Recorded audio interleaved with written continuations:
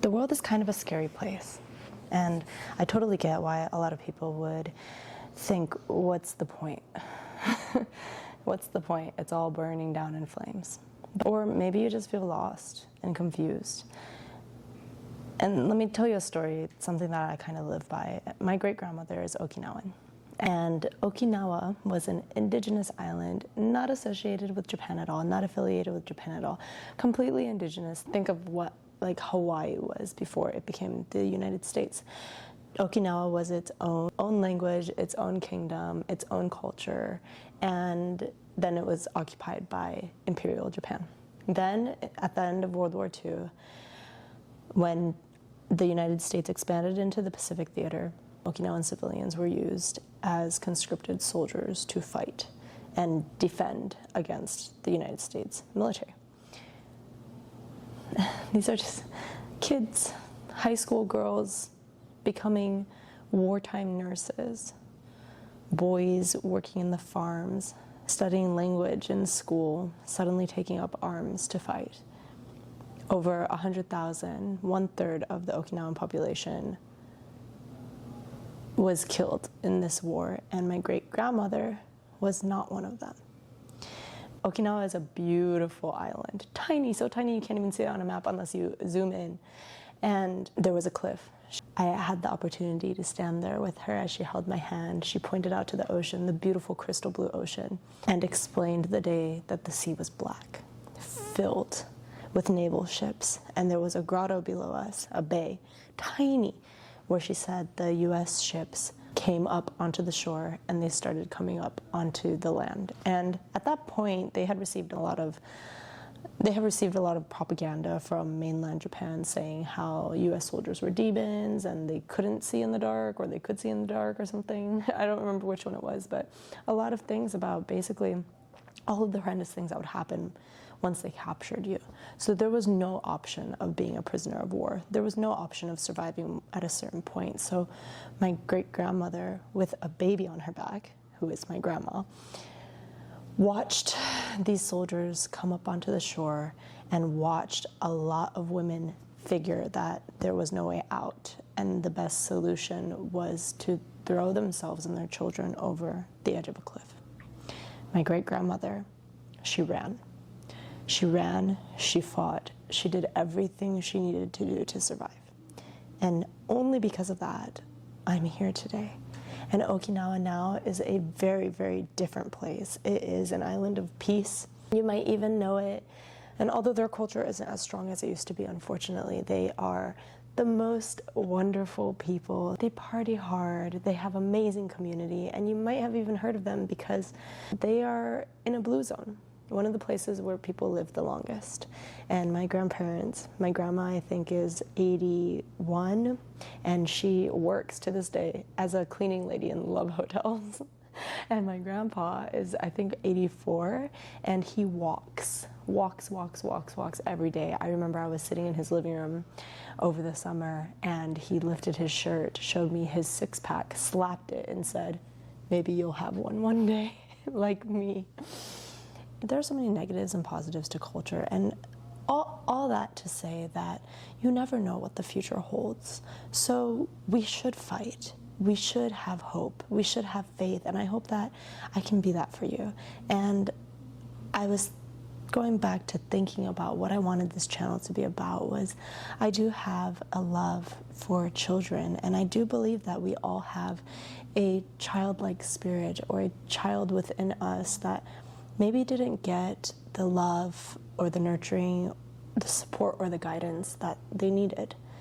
And maybe you got it in one category but not in the other. And so I hope that through this channel I can inspire you, I can guide your inner child and show you that you can make the life you want, that there can be hope and faith, and there is power in humanity. There is power within you, an unlimited power. How I'm gonna go about that, I don't know. I am in it, I am in the journey just like you, and with 6 months left to figure it out and pull my life together, I'm really happy where I am in life. I'm surrounded by family. I am safe, I have shelter, I have food on the table, I am in good health, but I want to keep learning more, and I want to take Japanese wisdom and Asian wisdom, pair that with Western expression and affection, and really create a new and more powerful, more beautiful thing here with you guys. So let's build a community here, much like Moai in Okinawa. Moai is a lifelong community where they support each other emotionally, sometimes financially, spiritually, and in a time where it seems like a lot of people are isolated, the beauty is also that we can create community globally on the internet. So, and with all of the brain rot and negativity and violence and despair that is on the internet these days, I hope to create a cozy corner. The word for cozy in Japanese is hokkori. A hokkori corner where you don't have to be negative like everybody else. You don't have to be cynical. You can be optimistic. You can wish for more. You can believe in good and love and humanity. And you're welcome here, no matter what your faith is, whatever your belief system is. If you are tired of being around kind of the sad reality of what our world is becoming, and be a beacon of light amongst others, then welcome. My personal dream is to be a parent someday and to be at home. I don't have the luxury of not working, so I've decided that the most important thing for me is to be at home and spend the most time I can with my family, and spend time, my time, and live my life on my own terms, not at the will of a company who can tell me that I can't take time off and be home with my kids, or a company that can decide that I'm not useful to them anymore and let me go. I'm hoping to find a way where I can serve a purpose and give value to my community, and in exchange build a full-time income online. So how am I going to do that? I have a few ideas. My skills are in Japanese. My background is Japanese culture and Japanese philosophy. I lived there for over 10 years. My mom is Japanese, Okinawan technically. And I want to translate Japanese wellness, Japanese philosophy, Japanese self-development to Western culture. I think if we can mix and merge and share those cultures and transform what we learned into something very uniquely ourselves, I just feel like something amazing is going to come out from that.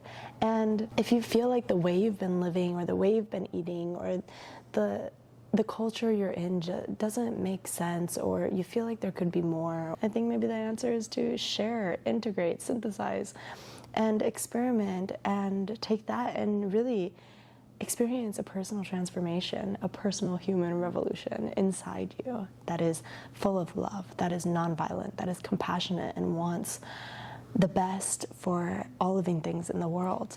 I feel like I got off on a tangent again, but I'm just really excited, and I'm really excited that you'll be a part of it if you'd like to. And I love writing, and I love books. I love teaching people what I know. I love language. I think words are so powerful. So there will be a lot of Japanese books shared here, a lot of Japanese nonfiction and fiction, anime. I'm releasing journals of my own that are RPG-style Japanese learning workbooks, and we're just gonna take it from there. I'm super excited, but also really, really terrified, because I don't know where it's gonna go, but all I know is that I wanna go in that direction, and I would love it if you came along and we could learn and grow together.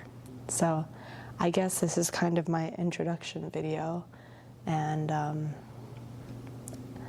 I'll see you tomorrow.